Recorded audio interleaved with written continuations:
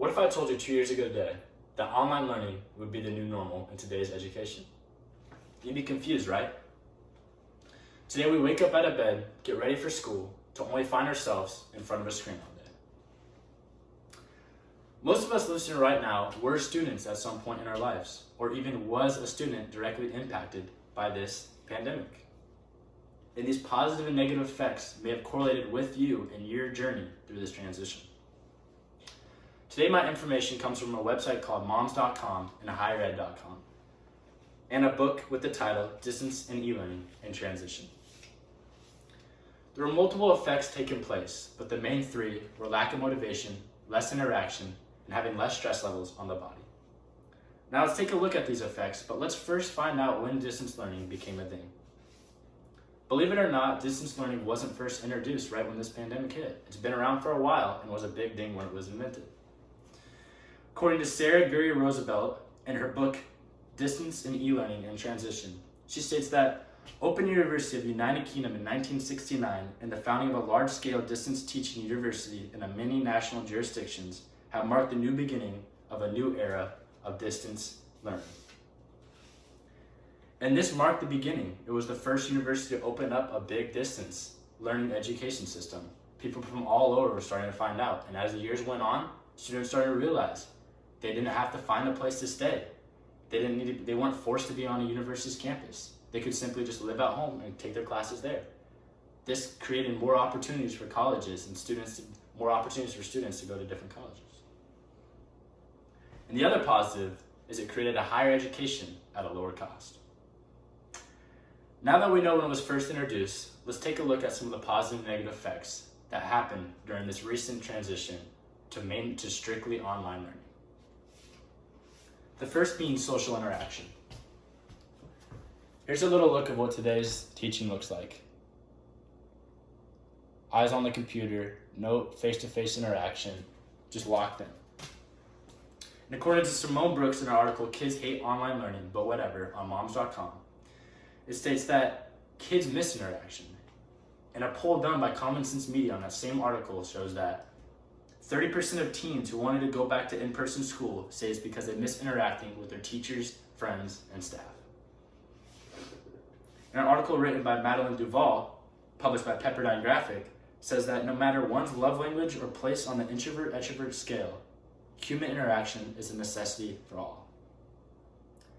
And this might be the most important effect, considering that human interaction is something that we need for our mental health and our day-to-day lives. But there is another negative effect that had taken place during this transition, and that being the lack of motivation. Here's a picture of someone with their head down on the desk, tired of looking at the screen, with not any motivation in them. Amy Blitnoff, a developmental psychologist and a professor at Cal Berkeley, noted that she's seen lowered motivation among college students and a sense of alienation. And let me just tell you, alienation is not a word you want to be correlated with as a college student. The definition of alienation is a loss or lack of sympathy. Think about it. Not being looked over constantly, not being checked into school every day, is what causes this lack of motivation. Students used to wake up, go to school where they would find themselves teachers asking how their day-to-day lives was going, asking how they were doing, what they were up to, what motivates them.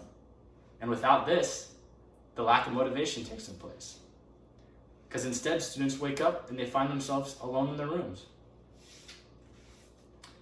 As we can see from the last two effects, it seems to be that online learning has led to nothing but problems.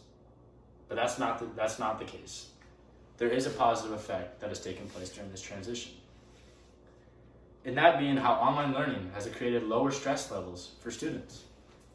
Here's a picture of someone just chilling in their room, not having to worry about anybody's opinion, just chilling in the room with not a single thing of stress in them. And going back to the article, Kids Hate Online Learning, But Whatever, by Simone Brooks on moms.com, another poll done by Common Sense Media shows that 41% of teens prefer online learning, this mainly stemming from the fact of lower stress levels from not being in a face-to-face class. Think about it. Kids don't have to wake up out of their beds, get ready for school. They don't have to make sure they have the cool shoes on, the cool pants on, the up-to-turn outfit on. Their hair's looking good. They don't have to impress anybody. They don't have to worry about anybody's opinions. They simply wake up, roll over, and sit in front of their screen where they don't have to worry about what other people think. To summarize this all students were affected at some point of this transition, whether it was in good or a bad way.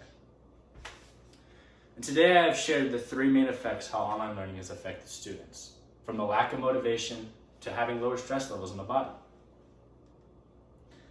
And you might think all this information is useless.